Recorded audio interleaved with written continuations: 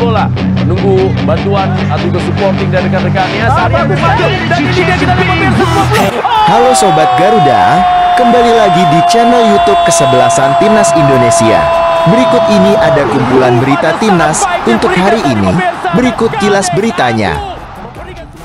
Dendi Sulistiawan dianggap titipan Bhayangkara FC untuk Timnas Indonesia. Ternyata hal ini yang membuat Shin Tae-yong memilih Dendi Sulistiawan daripada Stefano Lillipali. Harapan Marcelino Ferdinand usai kembali ke skuad Timnas Indonesia. Semoga tidak cedera lagi. Semoga dengan kembalinya Marcelino, permainan Timnas Indonesia di lini tengah bisa lebih bagus dan menciptakan banyak peluang. Ada angin segar untuk Timnas Indonesia. Jelang Piala Asia Jepang makin pusing karena pemain bintang mereka mengalami cedera. Media Inggris sebut Elkan Bagbot dipinjamkan Ipswich Town ke klub lain setelah Piala Asia. Media Korea dukung Shin Tae-yong. Timnas Indonesia tembus babak 16 besar Piala Asia bukan hal mustahil.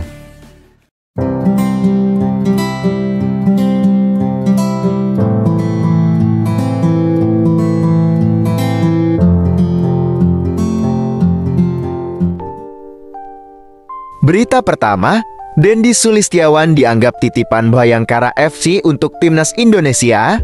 Ternyata hal ini yang membuat Shin Tae-yong memilih Dendi Sulistiawan daripada Stefano Lillipali.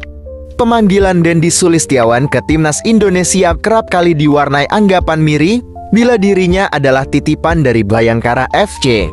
Nama Dendi Sulistiawan kembali masuk dalam list pemanggilan TC Timnas Indonesia di Turki untuk persiapan Piala Asia tahun 2023. Sama dengan pemanggilan sebelumnya. Pemanggilan Dendi kali ini juga mendapat nyinyiran netizen. Banyak yang menganggap Dendi adalah titipan Bhayangkara FC melalui sang manajer Timnas Indonesia, Sumarji. Sumarji pun menegaskan, bila pemilihan pemain Timnas Indonesia 100% pilihan Shin Tae-yong, termasuk Dendi Sulistiawan. Soal pemilihan pemain itu ranahnya Shin Tae-yong, kata Sumarji. Bahkan Sumarji mengaku ingin Dendi dicoret saja agar dirinya tenang tak mendapat tuduhan semacam itu. Namun demikian, hal itu tidak bisa dilakukan karena Shin Tae-yong memang menyukai Dendi Sulistiawan. Shin Tae-yong sendiri sudah mengungkapkan bila salah satu kriteria yang ia butuhkan sebagai pemain Timnas Indonesia adalah yang mau berkorban demi tim. Dendi pun buka suara dengan adanya hal itu. Sebenarnya pelatih Shin Tae-yong tidak memiliki kriteria khusus yang harus dipenuhi oleh para pemain untuk dipanggil Timnas Indonesia, kata Dendi. Yang saya lihat, pelatih Shin Tae-yong selalu memberikan kesempatan untuk tampil bagi pemain yang mau bekerja keras untuk tim, tambahnya. Berita kedua, harapan Marcelino Ferdinand usai kembali ke skuad Timnas Indonesia. Semoga tidak cedera lagi.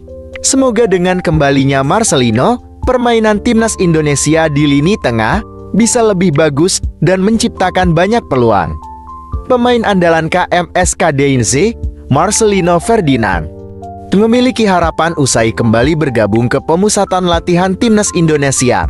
Sosok ex-pemain Persebaya Surabaya tersebut sudah bergabung ke pemusatan latihan Timnas Indonesia sejak hari pertama di Turki pada Kamis 21 Desember. Marcelino Ferdinand sendiri memiliki harapan usai kembali ke skuad Timnas Indonesia. Dirinya bersyukur bisa kembali ke Timnas Indonesia dengan kondisi fit. Pemain 19 tahun tersebut sangat antusias dengan suasana latihan di Timnas Indonesia. Dirinya berharap kondisinya semakin membaik di sesi latihan. Selain itu, dirinya juga berharap semakin jauh dari resiko cedera setelah bergabung dengan pemusatan latihan Timnas Indonesia. Puji Tuhan saya kondisinya sangat luar biasa, ujar Marcelino Ferdinand dilansir dari laman resmi PSSI. Saya yakin dan juga berdoa semoga jauh dari cedera lagi dan yang penting bisa membantu tim dan bisa kembali tim itu membuat bahagia sekali. Lanjutnya, semoga dengan kembalinya Marcelino, permainan Timnas Indonesia di lini tengah bisa banyak menciptakan peluang. Berita ketiga, ada angin segar untuk timnas Indonesia. Jelang Piala Asia, Jepang makin pusing karena pemain bintang mereka mengalami cedera. Jepang makin pusing jelang persaingan di fase grup Piala Asia dengan timnas Indonesia. Pasalnya, tim berjuluk Samurai Biru itu kembali terancam kehilangan pemain bintangnya, yaitu bintang mereka yang main di Brighton. Kaoru Mitoma harus mengalami cedera.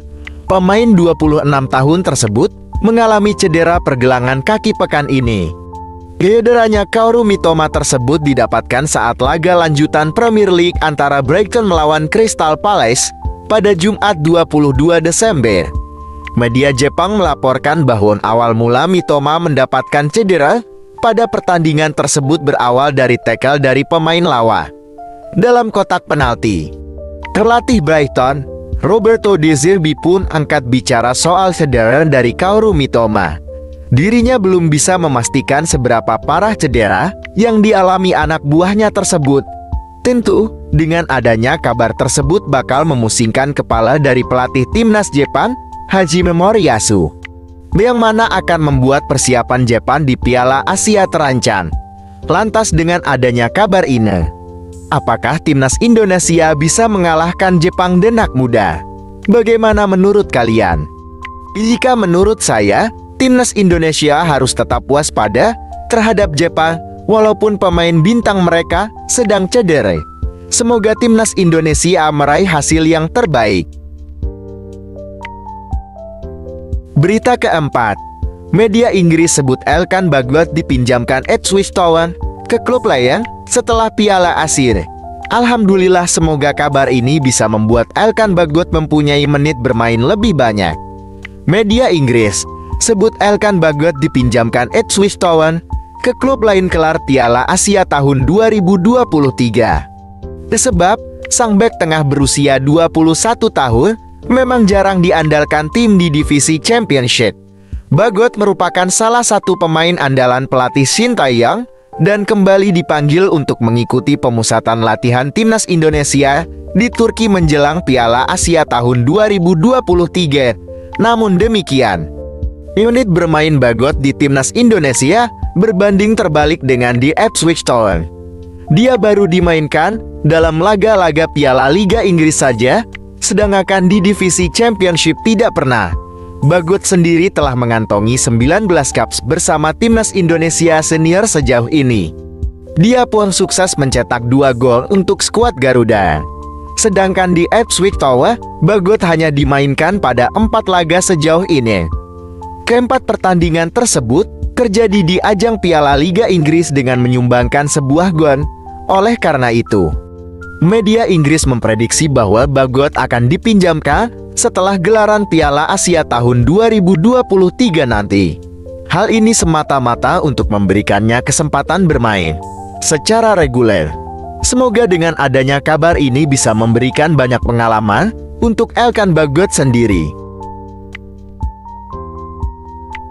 Berita kelima, media Korea dukung Shin Tae-yong. Timnas Indonesia tembus babak 16 besar Piala Asia bukan hal mustahil. Pelatih timnas Indonesia, Shin Tae-yong, percaya diri membawa skuad Garuda menembus babak 16 besar Piala Asia 2023. Media asal Korea Selatan, Best 11, ikut menyoroti misi Shin Tae-yong ini. Mereka menilai bahwa lolos ke 16 besar Piala Asia tahun 2023 bukan hanya mimpi, bahkan Shin bisa jadi sosok yang membawa kejutan bagi skuad Garuda. Skuad Garuda memang akan menghadapi lawan berat di grup D, Jepang, Irak, dan Vietnam. Tentu bukan tim yang bisa dipandang sebelah mata. Namun, Piala Asia mewajibkan semua tim untuk berjuang keras untuk bisa bersaing di ajang ini. Timnas Indonesia harus benar-benar memiliki taktik yang tepat demi misi lolos ke babak 16 besar. Semoga timnas Garuda bisa meraih hasil yang terbaik. Mari kita sama-sama beri dukungan untuk timnas Indonesia.